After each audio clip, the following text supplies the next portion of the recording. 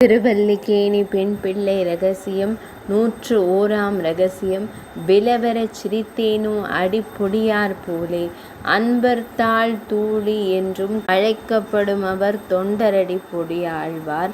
பெரியாழ்வார் போன்று இவரும் திருநந்தவனம் அமைத்து திருவரங்கத் தெம்பெருமானுக்கு புஷ்ப கைங்கரியம் பண்ணி பூமாலையும் பாமாலையும் சமர்ப்பித்து கொண்டு போந்தவர். எம்பெருமானுடைய தொண்டில் ஆழ்ந்து ஈடுபட்டிருந்த இவரை இரு வேசியை தனது மாயை மயக்குகளால் கவர்ந்து எம்பெருமான் தொண்டை மறந்து தன்பால் ஈடுபடும்படி செய்தாள்.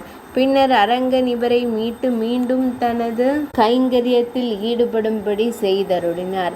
இவர் பாடியுள்ள திருமால் என்ற திவ்ய பிரபந்தத்தில் தம்முடைய தோஷங்களை பல பாசுரங்களில் பகவானிடம் விண்ணப்பம் செய்து எம்பெருமான் தம்மை மீட்டதற்கு நன்றி பெருக்கையும் தெரிவிக்கிறார்.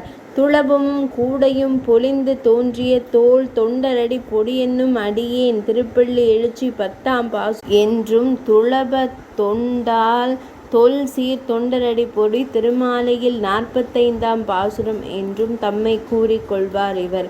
இவை உண்மை என்ன தட்டில்லை ஆயினும் தமது நைச்சியம் தோற்ற கள்ளத்தே நானும் தொண்டராய் தொண்டுக்கே கோலம் பூண்டு திருமாலை 34ஆம் பாசுரம் தெரிவதாக எம்பெருமானிடம் விண்ணப்பம் செய்கிறார்.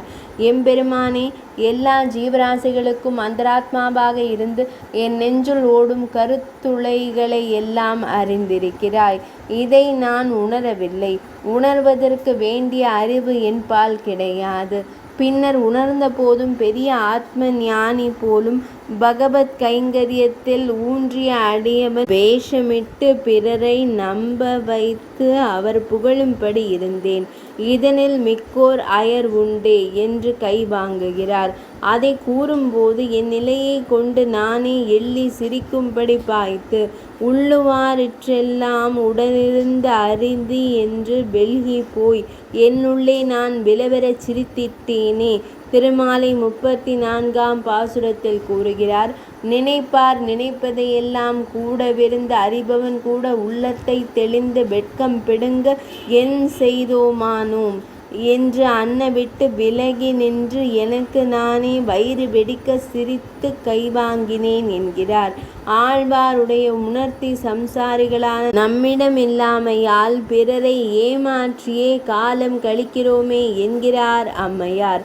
101ஆம் ரகசியம் நிறைவடைந்தது.